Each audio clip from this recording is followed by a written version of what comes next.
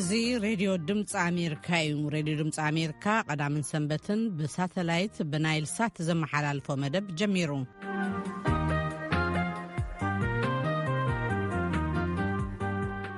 دحن دمسهم كبرى سمعتنا أبزناي قدام سنبت مدبنا زتفلالي مدلوات موسيقى حيزنا لكم لنا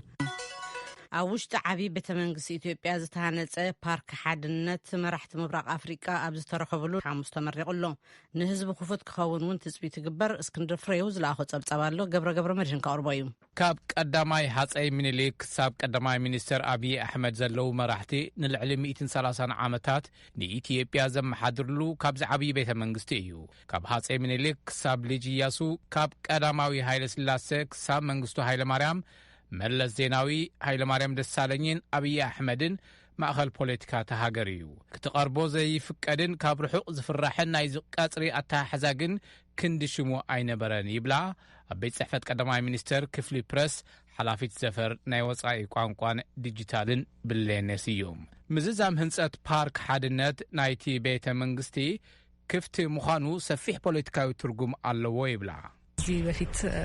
إثيوبياويان በዚህ አካባቢ ላይ መጡበት በጣም ፍራቻ የተሞላበት ለህዝቡ ዝግ የነበረ ቦታው ራሱ በጣም ብዙ የድሮ ኢትዮጵያውያን ቅድምሎም በዚህ ከሐልፉ ከለው አዝየም ዝፈርሕዎ ንህዝብ ዕጹብ ዝነበረ እቲ ቦታ መእከብ ዝኣረጉ ኣቑሑት ዝነበረ ዘይስሕብ ኣብዚ ዘሎ ብዙሕ ታሪኽና ምልሲልና ዘይንሪኤሉ ዝነበረ ምስ ምዃኑ ክኽፈት ከሎ ትርጉም ኣለዎ ታሪኽና ክንፈልጥ ዝገብር እዩ أوشت شدشت أواريح كم زتزازمة وسيخان غليسان بارك حدنت تفطراوي باهلاوي بوليتيكاون تاريخاون كبرتات زحاقوفة إيو أوشت 230 عامتات شوعات تمرحتي زتا أناقده بيت منغستي أبزئوان زنبرو آونتاون آلوتاون تاريخاتون إزنتو نايتيبيا حاويسو مرحت قرباب تهاجرات زتساتفلو سنة سرعات مرقا زتا أنقدو آسناكش بزبل شمز سواع ناي هاتسي منيليك ناي قبري الدراشيو أبت سنة سرعات مرحت كينيا، أوغندا، صوماليا، سودان، كالو تاغايشن تاريخي بمالو. بارك حدنت كابز قصر سامون نهزبي كفوت كمزخون تفليت الله. جزاء بارت خلل أمحارة أديبا هلونا هزبن محلاو أبزكايدو تعري أبقونو خنسل فينا قبل ديمقراسيا وحايلة من قصقاس أمحارة أدهن زتبهلو ودب قليسو أدهن حاويسو حموش بوليتيكا وبارتيتات جنبار فتيرو من مسرح مسلم معمون تفليت الله أستير مسجانا وكابهر درز الأخوة الله قبر مدن كأربايم نشمون تعامتات أبوشت إيرترا كوينو عتقاوي قارسي كايد زنحن دحر لوطيب سلاماوي أقباب نمن قصقاس بمرج أبور تمزجبو من قصقاس كم زركب أبومبرنا يام حرا حيلي ديمقراسي من قصقاس عاديهان آتو تصفهن عالمنه قليصام أبستفل على يكبابتات كل الأمحارة يورد الله زبل ومتقعتي نخنن ونبلو إننا የሚፈጽሙ ኃይሎች የተደራጀ ያሉ ናቸው ይታወቃሉ በግልጽ ማስቀመጧል አዴፓ በመግለጫ ተናግሯል ዝተወደቡ ኃይላት እዮም ነዚ ዝፍጽሙ ዘለው ይፍለጡ እዮም አዴፓ እውን መግለጫ አውጽዮሎ ናብ ተግባር ብዘይምእታውን ብመዘነጉዑን ሓደጋ ክወርድ ክኢሉሎ ንህልውና ህዝቢ ኣምሓራ ኣብ ሓደጋ ንዘውድቕ ብትሪ ንኹንኖ አዴፓ ህልውና ህዝቢ አምሓራ ንምውሓስ ዘካይዶ ምንቅስቃስ ውድቦም ኣብ ጎኑ ጠጠው ክብል ይላም ይህንን ለመመከት አዴፓ የተወሰነ እንቅስቃሴ እያደረገ ነው ይህ እንቅስቃሴ ደግሞ አዴፓ ነዚህን መመካት ብዝተወሰነ ይንቀሳቀሳሎ አዴሃን ነዚህ በአዎንታ ይሪኦ አዴፓ ህልውና ህዝቢ አምሓራ ንምውሓስ ሓግዙና እንተይሉ ክንሕግዝ ንኽእል ኢና حتى حزب أمحران مملاس أديهان حاويسو حموشت بوليتيكا ودبات جنبار بمفتار بحبار المسرح مسم معامون أتو تصفهن وصفهم حبيرام تم الدبات نعمل لا أمحرا حدنت ودب نعمل لا أمحرا حدنت بارتي نعم حرا هلونا نحدنت إثيوبيا بارتين ناس أبرق بارتي أمحران يوم يبل سبساب أستير مسكاناو مراحتي أب جنبار مبرق ولا جازن كساق زنبرة سراويت أونج هندي درسا ويكأدن الراسة تباهي زفلت زنبرة سب من نتم بزي تفلت وسبات كم زتقاتل بيروس تأروميا فليتوم تقول كسب من قصب سلامة ومن قدن خك على سنز عربة متسوعة تقبلوا سلطانة أتيو مس من قص يسرح كم زنبرة تجلي تلهم أب كتما بشوفتوا أخبار السلام أوروميا خوينو خسرح خمس أنحاء أنت تنقرقوا هندي أبز حلف 10 سنة مسكرم كل التشحن 10 تخلتن عم تمرت إثيوبيا ኣብታ ከተማ ተወቂዑ ወዲቑ ከም ዝተረኽበ ምክትል ሓላፊ ቢሮ ፀጥታ ኦሮምያ ኮሎኔል ኣበበ ገረሱ ገሊፆም ንዝሐሽ ሕክምና ናብ ኣዲስ ኣበባ ሆስፒታል ኮርያ ተላኢኹ ኣብ ሕክምና እናሃለወ ዝሓለፈ ሰሙን ከም ዝሞተውን ንቪኦኤ ገሊፆም ኣለው። ኣብ ልዕሊ ደኒ ሬሳ መጥቃዕቲ ኣውሪዶም ዝተባሃሉ ሰባት ፖሊስ ይሃድኖም ከም ዘሎን ሬስኡ ናብ ቀሌም ወለጋ ናብ ስድርኡ ከም ዝተለኣኸን ኣብኡ ስነ ስርዓት ቀብሩ ከም ዝተፈፀመን እውን ገሊፆም ኣለው። ገዛኢ ቤት ምክሪ ሱዳን ፈላሜቲ ጓል ኣንስተይቲ ቀንዲ ዳኛ ሸይሙ እዚ ሹመት እዚ ኣብቲ መሰጋገር መንግስቲ ሱዳን ንውክልና ደቂ ኣንስትዮ ዝምልከት ካልእ ስጉምቲ ንቅድሚት ተገይሩ ተራኢሎም ላዕለዋይ ቤት ምክሪ ሱዳን ንሹመት ንዕማት ዓብደላህ ኣብ ስርዓተ ፍትሕቲ ሃገር ቀንዲ ዳኛ ንክኾና ሹመተን ኣፅዲቁለን ኣሎ። ብዙሓት ሱዳናውያን እዚ ንደቂ ኣንስትዮ ሱዳን ከም ዓብዪ ዓወት ገይሮም ሪኦም ኣለው። እዚ ሬድዮ ድምፂ ኣሜሪካ እዩ። ዓለም ለኸ ኮሚቴ ቀይሕ መስቀል ICRC ንዝተኸብረ ዓለም ለኸ ዕለት ጥዕና ኣእምሮ ንምዝካር ኣብ ኩናት ሕድሕድ ንዝርከቡ ብሚልዮናት ዝቑፀሩ ሰባት ዝውሃብ ስነ ልቦናውን ማሕበራውን ደገፍ ክውስኽ ፀዊዑ ጎንፂ ኣብ ዝካየደሎም ከባቢታት ካብ ዝነብሩ 5 ሰባት ልዕሊ ሓደ ሰብ ካብ ቅልል ዝበለ ክሳብ ክብድ ዝበለ ጭንቀት መንፈስ ወይ ከዓ ሕማም ኣእምሮን ከም ዝሳቀዩ መጽናዕትታት የርእዩ። እዚ ብእዋኑ እንተዘይተሓኪሙ ናብ ሙሉእ ዕድመ መከራ ወይ እውን ሞት ከም ዝሰግር እውን ICRC ገሊጹሎም። ስለዚ ዓለም ለኸ ማሕበረሰብ ንጥዕና ኣእምሮ ትኩረት ብምሃብ ብሕማም ኣእምሮ ንዝሳቀዩ ከድሕን ICRC ፀዊዑሎም።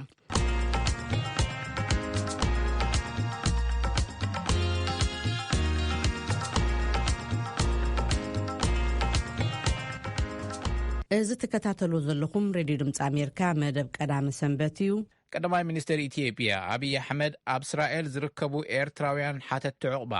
ናብ ሃገሮም ንምምላስ ምስ ቀዳማይ ሚኒስትር ቤንጃሚን ኔታንያሁ ዝገበርዎ ምይይጥ የለን ክብል ምንጭታት ቤት ጽሕፈት እቶም ቀዳማይ ሚኒስትር ንቪኦኤ ገሊፆም። ንቀዳማይ ሚኒስትር እስራኤል ዝጠቐሰ ዘ ታይምስ ኦፍ እስራኤል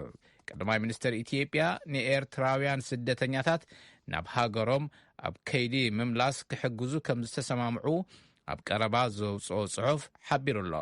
እቶም ምንጭታት ቀዳማይ ሚኒስትር አብይ ግን ስደተኛታት ናይ ምምላስ ጉዳይ ኣብቲ ምይይጥ ክልቲኦም መራሕቲ ኣይተዓለን ኢሎም። እስክንድር ፍሬው ዝለኣኾ ጸብጻብ ምኒ ኣፈወርቂ ክተቕርቦ እያ።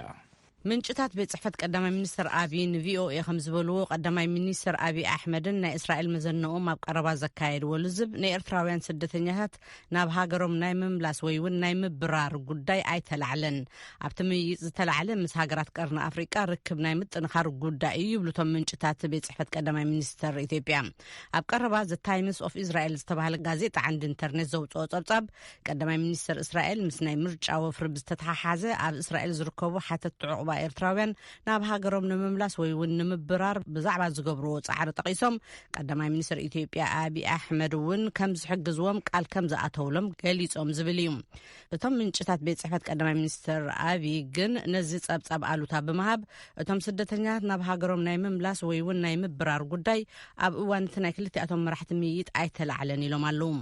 ኣብቲ ልዝብ ዝተላዕለ ነታንያሁ ምስ ኤርትራን ምስ ተሓድሽ ናይ ሱዳን መንግስትን ርክቦም ከጠናኸሩ ከም ዝደልዩ ገሊፆም ቀዳማይ ሚኒስትር አብይ ነዚ ከመቻችውሎም እዮም ነታንያሁ ሓቲቶም ክብሉ እቶም ምንጭታት ቤት ጽሕፈት ቀዳማይ ሚኒስትር አብይ ገሊፆም። ነታንያሁ ምስ ኤርትራን ሱዳንን ርክቦም ንምጥንኻር ካብ ዝደለይዎም ምክንያት ሓደ ጉዳይ ስደተኛታትን ሓተት ዕቑባን ምስ ክልቲኣቶም መንግስታት ንምዝርራብ ምዃኑ እቶም ምንጭታት ቀዳማይ ሚኒስትር አብይ ይገልጹ። ቀዳማይ ሚኒስትር አብይ እውን እቲ ኣብ መንጎ እስራኤልን መንግስታት ክልቲኣተን ሃገራትን ዘሎ ርክብ ንምምችቻው ከም ዝፍትኑ ገሊፆምሎም ኢሎም ኣለው። The Times of Israel ኣብቲ ጸብጻቡ 23,100 ኤርትራውያን ሓተት ዕቑባ ኣብ እስራኤል ከም ዝርከቡን ካብዚኣቶም 16,000 ዝኾኑ ብወግዕ ዕቑባ ዝሓተቱ ክኾኑ ከለዉ 13,000 ዝኾኑ ከዓ ሕቶኦም ተቐባልነት ረኺቡሎ 5,500 ዝኾኑ ሰባት ሕቶኦም ተነጺጉሎ ዝተረፉ ሓተት ዕቑባ ከዓ ኣብ ከይዲኦም ዘለዎ ክብል ኣብ ጽሑፉ ሓቢሩሎ ክብል እስክንድር ፍሬው ካብ ኣዲስ ኣበባ ሓቢሩሎም። ቀዳማይ ሚኒስትር እስራኤል ቤንያሚን ኔታንያሁ ኣብቲ ሃገር ዝርከቡ ኤርትራውያን ስደተኛታትን ሓተት ዕቑባን ናብ ሃገሮም ኣብ ምምላስ ንምትሕባር ምስ ቀዳማይ ሚኒስትር ኢትዮጵያ ዶክተር አብይ ኣሕመድ ምዝራቦም ጋዜጣ ዘ ታይምስ ኦፍ እስራኤል ድሕሪ ምጥቃሱ ቤት ጽሕፈት ቀዳማይ ሚኒስትር ኢትዮጵያ ብወገኑ ኣብቲ ዝሓለፈ መስከረም ዝተኻየደ ርክብ ክልቲኦም መራሕቲ እዚ ጉዳይ እዚ ኣይተላዕለን ከም ዝበለ ይዝከር። وإنت كده أنا نزحل فاستات شومنت عمتات أب إسرائيل زنبرن أب مأكل معبال سدتنيات أفريقيا كم أتحبابان خوين زسر حزلون ተኽሊት ተኸስተን ንዝሓለፈ 9 ዓመታት ኣብ እስራኤል ዝነበር ኣብ ዝዋን እዚ ኣብ ኣሜሪካ ዘሎ ተኽሊት ሚካኤልን ኣዘራሪባቶም ኣላ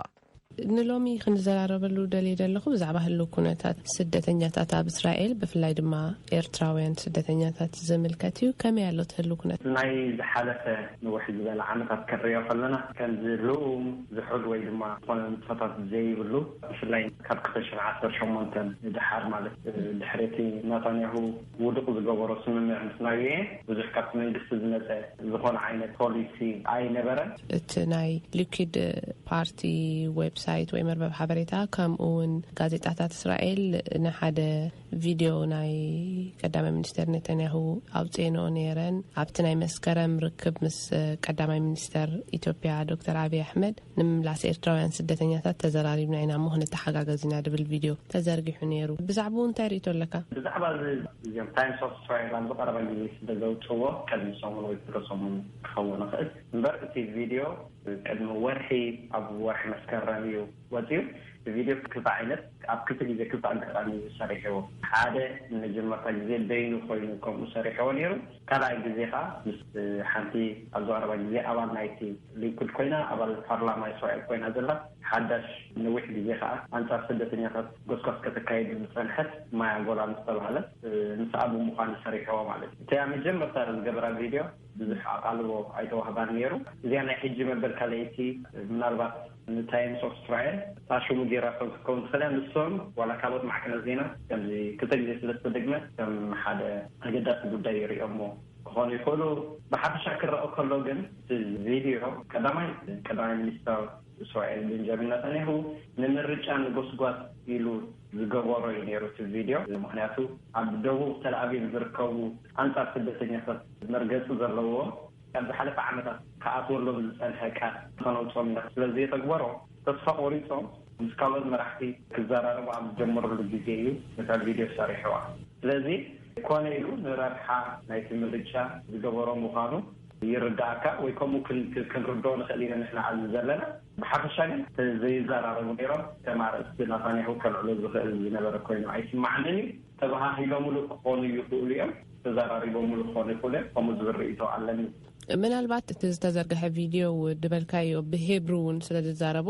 ንስኻ ምልከት ናይቲ ቋንቋውን ስለ ዘለካ ቃል በቃል እንታይ ድብል ቀዳማይ ሚኒስተር ቤንጃሚን ኔታንያሁ እቲ ኣብቲ ቪድዮ ዘሎ ትሕዝቶ ኣብ ዝሓለፈ ግዜ ምስ ቀዳማይ ሚኒስተር ኢትዮጵያ አብይ አሕመድ ተረኺብና ኣብ ዝነበርናሉ ግዜ አብይ አሕመድ ቃል ኣትይለ እዩ ዝብል እዞም ኣብዚ ሃገር ዘለው ኤርትራውያን ስደተኛታት ናብ ሃገሮም ንምምላስ ናብ ኢትዮጵያ ወይ ናብ ሳልሳይ ሃገር ከማን ኣይኮነን ናብ ሃገሮም ንምምላስ ሓጋገዝ ምዃኑ ንዑ ዝኸውን ሓሳብ ወይ ድማ ቃል በቃል ካብ ፌብሩዋሪ ዝመጽእ ነው ንዑ ዝኸውን ሓደ ዕዮ ወይ ሓሳብ ግን ከም ተበርክተሉ ምዃኑ ከዳልወሉ ምዃኑ ከም ዝሓበሮ እቲ ተበግሶ ከማን ናታንያሁ ከም ዝገበሮ ዝኾነ አብይ አሕመድ ነቲ ሓሳብ ከም ዘበገሶ ዘስምዕ ነይሩ እቲ ቪድዮ እዚ ዝያዳ ነቲ ትኩረት ናይቲ ቪድዮ ክግበረሉ ዝተኻለ ናብ ሃገሮም ይብል ስለ ዝነበረ ምስ ናይ ቅድሚ ሕጂ ክኸይድ ዝፀንሐ ናብ ሳልሳይ ሃገር ዝብል ስእሊ ተፈለየ ስለ ዝኾነ ዝያዳ ትኩረት ዋሂቦ እዚ ዜና ኣብ ዘ ታይምስ ኦፍ እስራኤል ምስ ወፀ ብዛዕባ እዚ ጉዳይ ግብረ መልሲ ንምርካብ ፈቲና ምንጭታት ድምፂ ኣሜሪካ ካብቲ ቤት ጽሕፈት ቀዳማይ ሚኒስተር አብይ አሕመድ ኣብ ናይ መስከረም ናይ እስራኤል ዑደቱ ብዛዕባ እዚ ጉዳይ ኣይተዘራረበን ድብል መልሲ ሂቦምና ብዛዕባ እዚ ከንታይ ትብል ምናልባት ሰባካል ዘይሰማዕናዮ ተዘራሪቢ ኣይተዘራረብን ክንብል ኣይንኽእል ዝበዝሕ ግምተይ ኣነ ተዘራሪቡ ክኸውን ይኽእል እዩ ምክንያቱ ቀዳማይ ሚኒስተር ናይ እስራኤል ዝኾነ ዓይነት መራሒ ናይ ኣፍሪካ ብዛዕባ ንክዘራረብ ግድን ኣብ ዝሓለፈ ግዜ ክገብሮ ዝፀንሐ ስለ ዝኾነ ተዘራሪቡ ክኸውን ይኽእል እዩ ዝብል ዝለዓለ ሚእታዊት ግምት ኣለኒ ርግፀኛታት ኮይና ሚእታዊት ክንብል ኣይንኽእልን ኢና ኣብዚ ሕጂ እዋን ነቶም ኣብኡ ዘለው ስደተኛታት ዝሓሸ ኣማራፂ ንዓናስ እዚኡ ትብልዎ እንታይ እዩ ሳብ ሕጂ ክኸዱ ዝፀንሑ ምዕባለታት ዝተፈለዩ ነገራት ስለ ዘይኮኑ ነቲ ስደተኛ ብመሰረቱ ዝረኣይዎ ነገር ስለ ዘይነበሩ እዚ ክበሃል ኣይከኣልን ግን ኣብ ዝሓለፈ ዓመት ዝተገብረ ስምምዕ ቀዳማይ ሚኒስተር ናይ እስራኤል ቤንጃሚን ኔታንያሁ ምስ ዩኤን ዝገበሩ ስምምዕ እቲ ዝሓሸ ኣማራፂ ክኾነና ይኽእል እዩ እቲ ስምምዕ እንታይ ዝብል ነይሩ ፍርቆም ካብቶም ስደተኛታት ናብ ካልኦት ሃገራት ናብ ምዕቡላት ሃገራት ክቃየሱ እቲኦም ፍርቆም ድማ ኣብ እስራኤል መሰል ናይ ስደተኛ ተዋሂቦም ክነብሩ ዝብል እዩ ነይሩ ስለዚ እቲ ዝሓሸ ኣማራፂ እዚ ኣብ ለይና ክንብል ንኽእል ولا ول كانت خايده مرجع نصبير بنبرنا ነገር ተነሩ ናብነት እዚ ተወረዳር ሰልፊ ኮይኑ ዝቀረበ እዚ ካኾል ለባን ባር ሓዲስ ሰልፊ ብዛዕባ ስደተኛታት ብዛዕባ ዞም ሓተ ጽዕዋት ተሓቲቱ ተኾለበና ስልጣን ካብ ዘለዎ ሓደ ያየር ላፊድ ተባሃለ ጉዳይ ናይ ዚኦም ምናልባት ናፍሳታን የመስፈሩም ስምዕናው ኢና ህልለት ይሉ መርገጽ ያቀሚጡ ነሪ ስለዚህ ሰምናይ ሕዳ ተዓውተን ነዚ ኩነታት እዚ ከቀየርዎ ተቆለታት ኣለዎም ዝብል ተስፋ ነርና ክሳብ ሕጂ ዝሓሽ ኣመራጽ ከለውና ዝኸሊልና ናዕመዱ ነዚ ነገር ዝጥራሕ ኣሞዳታ ተሕልፎ መልእኽቲ ተሊ ተኽሊት ዕድል ክበካ ብዙሕ ግዜ ንብሎ ወይ ብዙሓት ሰባት ዝብልዎ እዩ ጉዳይ ናይ ዘማሉ ዘለው ሓተ ተዕባ ካብ ማዕትና ማዕት እንዳተፈይ ዝመስል ከም ስደተኛታት ብስነ ኣእምራዊ ብኩሉ ነገራት እንዳዓነው እንዳፈረሱ ይኸዱ ፍላይ ድማ ኣብዚ ሃገር እንዳተወለዱ ዝኸዱ ዘለው ህፃናት ኣለው ነፃና ይዞም ህፃናት እዚኦም ክትሪኦም ከለካ ንዘሎ ተነፅሎ ንዘሎ ናይ ናብራ ብድሆታት ኩሉ ሪኻ ብጣዕሚ ኣሰካፊ ማለት ስለዚህ እዞም ኣብ ዘለው ስደተኛታት ኣቃልቦ ዝርከበሉ ኣገባብ ክናደ ናይ ብዙሕ ሰብ ስራሕ የድሊ ማለት እዩ ፍላይ ከዓ ፈጢርካ ናብ ዝናዩን ስምምዕ ንምንባሱ ዝግበር ፈተነታት ብዚኦም ብዙሕ ግዜ ኣብ ዝቐረበ ግዜ ፀረፍታት ከምኡ ይገብርሉ ናብቲ ስምምዕ ንክምለስ መንግስቲ ስለዚ ኣብዚ ክስርሓሉ ዝኽእል መገዲ ፍላይ ኤርትራውያን ኣብኡ ክሰርሑ ዝኽእሉ እንተለዉ ኮይኖም ኣቃልቦ ሂቦም ክሰርሕሉ ይግባእ ይብል የቀኒል እሺ ተኽሊት የቀኒለይ ብተመሳሳሊ ንዝሓለፈት 9 ዓመታት ኣብ እስራኤል ዝነበረ ኣብዚ ሕጂ እዋን ኣብ ኣሜሪካ ዝርከብ ተኽሊት ሚካኤል ብወገኑ ርእይቱ ከም ዝኽብል ህብ ተኽሊት ሕጂ ብዝቀረባ ግዜ ካብ ቀዳማይ ሚኒስተር እስራኤል ቤንጃሚን ኔታንያሁ ድወፀ ሓደ መግለፂ ኣሎ ኣብ ናይ ወርሒ መስከረም ርክቦም ምስ ቀዳማይ ሚኒስተር ኢትዮጵያ ዶክተር አብይ አሕመድ ብዛዕባ ምምላስ ኤርትራውያን ስደተኛታት ከም ዝተዘራረቡ ድገልጽ እዩ እንታይ ትብል ብዛዕባ እዚ ጉዳይ እዚ ጉዳይ እዚ መንግስቲ እስራኤል መጀመርታ እዋን ኢኮኖሚ ዝኸም ዝዓይ ነገራት ዝቕርብ ዘሎ ብፍላይ ኣብዚ ሓለፈ ካብ 2014 መጀመርታ ኣድሒዝና እንትርኢና ምስ ኡጋንዳ ሩዋንዳ ዝገበረ ውዕል እሱ ወግዓዊ ክኸውን ከሎ እቶም ሃገራት ናይ ኣፍሪካ ድማ ዝኾነ ውዕል ኣይገበርናን እዮም ኢሎም ክልተ ነገርና ንሪኢ ኣብዚ ናይ እስራኤል ቤንጃሚን ኔታንያሁ ቪድዮ ሓደ እቲ ናቱ ፖለቲካዊ ኣጀንዳ ብዝዋን እዚ ኣብ ዝኮነ ደረጃ ልፅን ስለ ዘሎ ቦት ምርካብ ዝገበሮ ነገር ክኸውን ይኽእል እዩ ካልኣይ ድማ እቲ አንሰርቲኒቲ ዝበሃል ወይ ድማ እቲ ኣፍሪካዊ ስደተኛ ብፍላይ ድማ ናይ ኤርትራውያን ኣብቲ ሃገር ኩልሻ ብዘይርጓት ምግባር ዝገበር መስረፎም ክኸውን ይኽእል እዩ ስለዚ እዚ ሓደ ካብቲ ስልቲ ዝጥቀምሉ ዝፀንሑ ነዊሕ ዝበለ ዓመታት እዩ ስለዚ ርዱእ ነገር እዩ እዚ ነገር ዝመፅእ ምዃኑ ዝፈልጦ ነገር እዩ በዓል ሩዋንዳ መስርሕ ተጀሚሩ ድሕሪያ መንጎ ደይ ምርድዳኣት ምስ መፀ እዩ እዚ ግን ከይተጀመረ እውን ብወገን ኢትዮጵያ ወላ ሓንቲ ዝተዋህበ መግለፂ የለን እዩ ዝበሃል ዘሎ እሞ ምናልባት ከምኡ እንተኮይኑ ሓሰት እንተኮይኑ ኣዝዩ ፅቡቅ ነገር እዩ ኩሎም ንዕኦም እንታይ ትሪል ዘሎ ብዝበለፀ ግን ክልተ ነገር ክገብሩ ዝግባእ ነገር ኣሎ ሓደ እቲ ኣብ ሩዋንዳ ንጓንዳ ተደግመ ከይድገም መጣን ተዘናገር ስነስርዓት ቀዳማይ ነገር ዝሰርሑ ዘሎም ነገራት ካልኣይካ ንሕና ከም ኤርትራውያን ብፍላይ ከም ኣብ ትሪል ዘለዎ ኤርትራውያን ብፍላይ ማለት እዩ ዝኾነ ነቲ ሕብረተሰብ እስራኤል ንእስራኤላውያን ማለት እዩ ናይ ፀጥታ ጉዳይ ኣብ ሓደጋ ዘእቱ ብፍላይ ከም ዝበኣስ ምሳሌ እዩ ወይ ድማ ዓገር ምሳሌ ክወግዶ ክእሉ ኣሎ ኣብ መሰረት ዘለዎ ጣዕሚ ዝራበይ ሓይሽ ማለት እዩ ኣቶም ገብሮ ንኽእል ወይ ድማ እቲ ሕብረተሰብ ናትና ኣብ እስራኤል ዘሎ ክገብሮ ዘለዎ ነገር ማለት ምክንያቱ መፃኢ ናይ ሕብረተሰብ ህይወት ናይቶም ሰባት እዩ መብዛሕትኡ እስራኤል ዘሎ ካብ 10 ዓመት ዝተቐመጠ ሰብ ኣብዚኡ ኣብ ሽገ ዘሎ ሰብ እዩ ማለት እዩ ናቱ ኣካል ዝገበርኩ ተኻልኡ ገይረ ዝፈልጦ ስለዚ ከም ዝበልክዮ ሓሰት እንተኮይኑ ሓሰት ይግበሮ ስለዚ ሕብረተሰብ ድማ ብግቡእ ህይወቱ ክመርሕ ነቲ መፃኢ ድማ ከም ዝበልክዎ ኣዝዩ በሊሕን ዝረቐቐን ሜላ ገጢሙ ድማ ወፃኢ ይኸውሕስ ማለት እየ ብፍላይ ተማም እስራኤል ዘሎ ኣሕዋተይ ገዲፍ ንምፃኹ ማለት እየ ኩላትና ብዘለናይ ዓቕሚ ብዘለናይ ቦታ ንዕኦም ኣይቀሰናን ኩሉ ሰብ በብዓብና ንሰርሕ ኢና ስራሓት ብዝተኻለ መጠን ግን እቲ ስራሓት ክዓቢ ወይ ድማ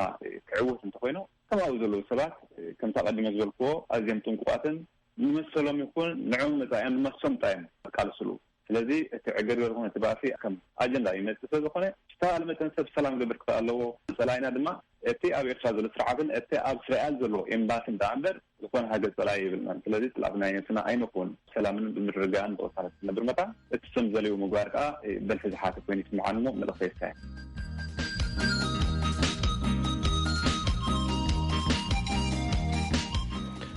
ኣብ ኢትዮጵያ ኣምባሳደር ዩናይትድ ስቴትስ ማይክ ሮይነር ሶኒ ኣብ ከተማ መቐለ ዑደት ኣካይዶም ኣብ ፌስቡክ ገጽ ኤምባሲ ዩናይትድ ስቴትስ ዝወፀ ሓበሬታ ከም ዝገለጾ እቶም ኣምባሳደር ሶኒ ምስ ምክትል ፕሬዚዳንት ክልላዊ መንግስቲ ትግራይ ዶክተር ደብረጽዮን ገብረ ሚካኤል ኣዝዩ ልባዊ ዝርርብ ብምክያድ ውፅኢታዊ ዑደት ፈጺሞም ይብል። ንሶም ካብዚ ብተወሳኺ ምስ መራሕቲ ቤት ምክሪ ንግዲ ትግራይን ምስ ፕሬዚዳንት ዩኒቨርሲቲ መቐለን ከም ዝተዘራረቡ ይሕብር። ኤምባሲ ዩናይትድ ስቴትስ ንቅድሚት ንክልል ትግራይ ደገፉ ከም ዝህብ በመግላጽ ምስ ዩኒቨርሲቲ መቐለ ብምትሕባር ኣብ 2020 ኣቆጻጽራ ፈረንጂ ሓዱሽ ኣሜሪካን ኮርነር ዝተባሃለ ተበግሶ ከም ዝጅመር ከም ኣብነት ጠቒሱሎ።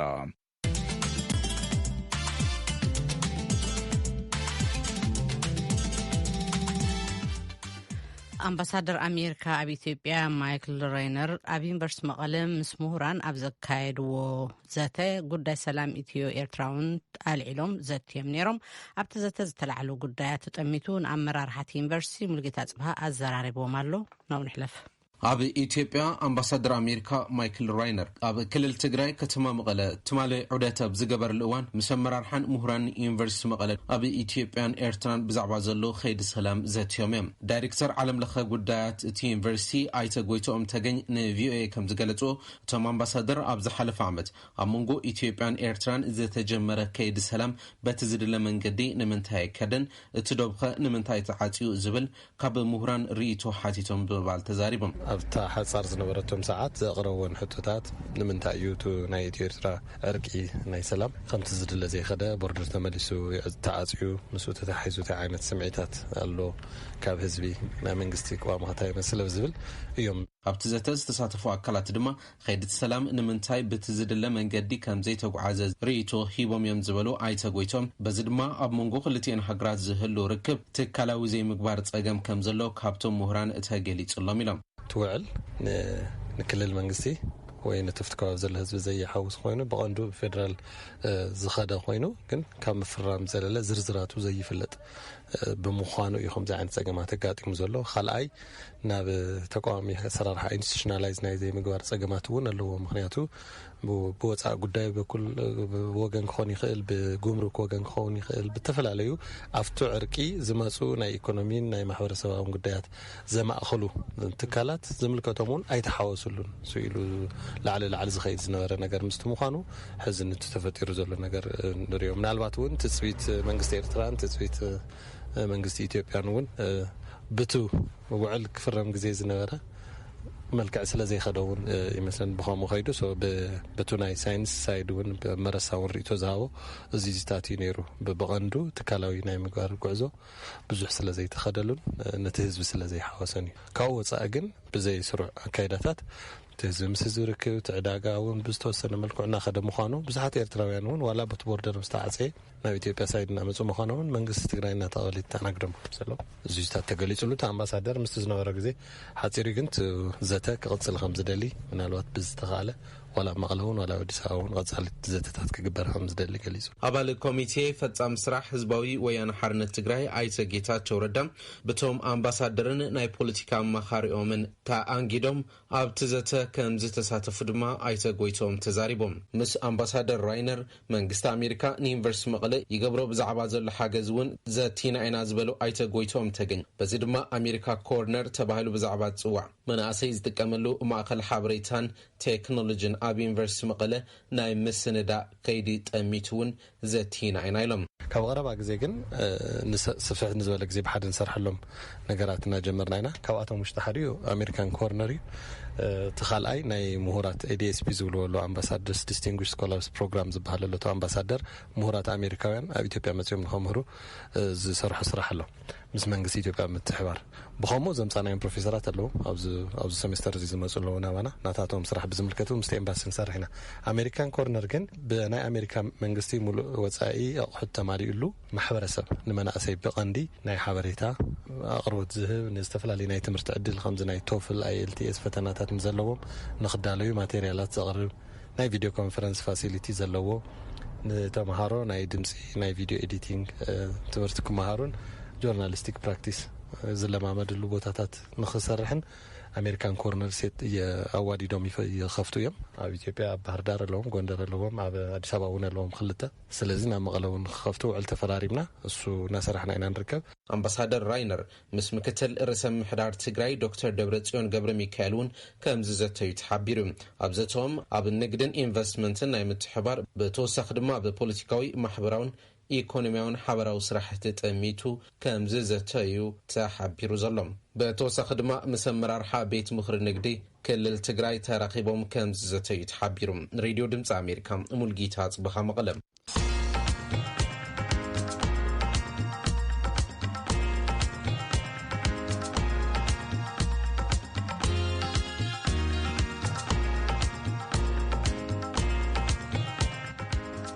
እዚ ተከታተሉ ዘለኹም ሬድዮ ድምፂ ኣሜሪካ መደብ ቀዳሚ ሰንበት እዩ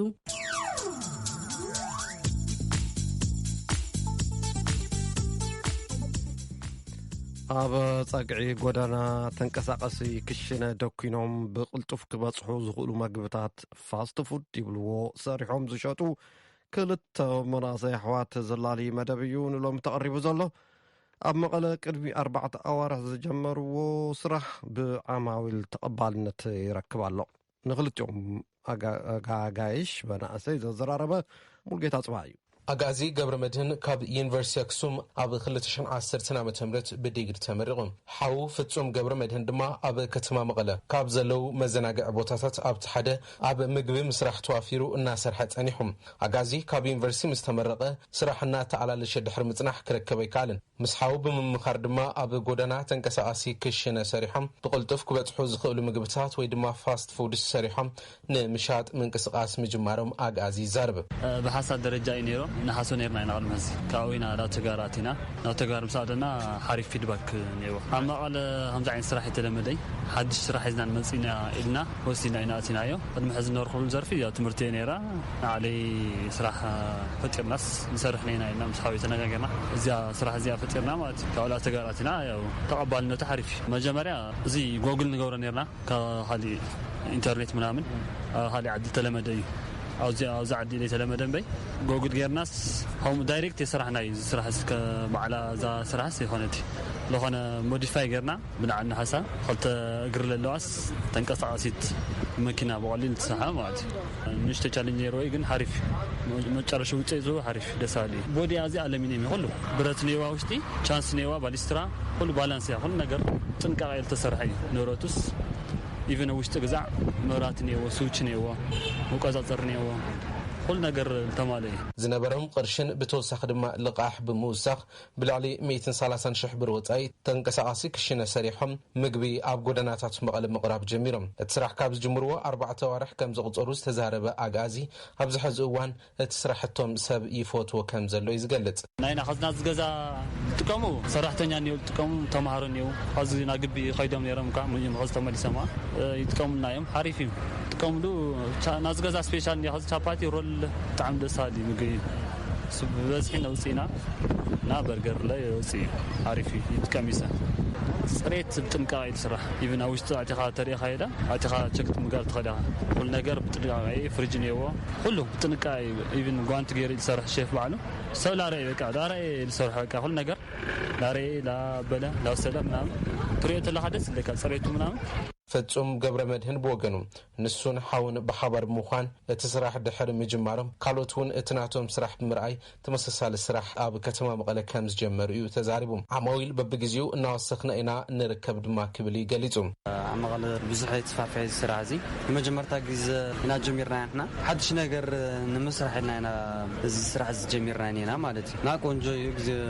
مسكن حرته سلله حرف كير قبيلونا تعلم ود نصلا مالتي كله بوتا كلتلو خدنا او اغلغلوت نينا مالتي سل زحل بوتا كلتلو مالتي ستاديوم بتلي مالتي حيزوي لاتي لا ستاديوم يلمتلا همزنا وجي نيكا ساندويتش حيزوي اتي ستاديوم بقى حرتسط ابالنتني وي بتاع قنجي لعل كل دما اب صريت تخريت نغبر كبلي فصوم غليصوم انا دغ مغي سكوفوي غنا احنا كمان بلاي صريتنا تخريت نغبر زحرتسا يا وشتي هم نسرح علينا نسرح سلاله ኩሉ ነገር ተሓጻጽዩ ይመጽእ ክሊል ለኾነ ስራሕና ንሰርሕ ማለት እዩ ኣብዚ ያ ፋስት ፉድ ኮይኑ ኩሉ ነገራት ሳንድዊቻት በርገር ክለብ ሳንድዊች ቻፓቲ ፒዛ ምናምን ለኾነ ዞም ፋስት ፉድ ዝበሃል ነገራት ኢና ንሰርሕ ያው ዋግኡ ለለክ ኣብዚ ና ገዛ ልሽጥ ፌሪ ናይና ፍርቂ ልቕንስ ማለት እዩ ና ደገ ጥቕሙስ እዚዋ ስትሬት ኪችን ምዃንስ ምላይስ ዋጋ ቅናሽ ኮይኑ ንኩሉ ሕብረተሰብ ክትጥቀም ኢልና ኢና ኣምዚ ጌርና ዋጋ ብጣዕሚ ቅናሽ እዩ ማለት እዩ ካብቲ ተንቀሳቃሲ ክሽነ ብተደጋጋሚ ምግቢ ዓዲጉ ከም ዝጥቀም ዝተዛረበ ድማ ናትናኤል መኮነን ዝተባሃለ መንእሰይ እቲ ስራሕ ንኻልኦት መርኣያ ዝኸውን ኢሉ ብጣዕሚ ደስ ዝብል ፅሬቱ ብጣዕሚ ሓሪፍ እዩ ኩሉ ሻይ ዝጥቀመሉ ማለት እዩ ዴሊ ማዓልቲ 200 ንብለሉ ግዜ ንእዩ ብቐጻሊት ስራሕቶም ንምስፋሕ ትልሚ ከም ዘለዎም እዮም ተዛሪቦም ንሬድዮ ድምፂ ኣሜሪካ ሙልጌታ ጽብሃ መቐለም እዚ ሬድዮ ድምፂ ኣሜሪካ እዩ ካብዚ ካብ ዋሽንግተን ዲሲ ናይ ቀዳመ ሰንበት ምድላዋትና መደባትና ንዛዝሚና ዘለና ምን ኣፈወርቄ ደሓን ሕደሩ This program has come to you from the Voice of America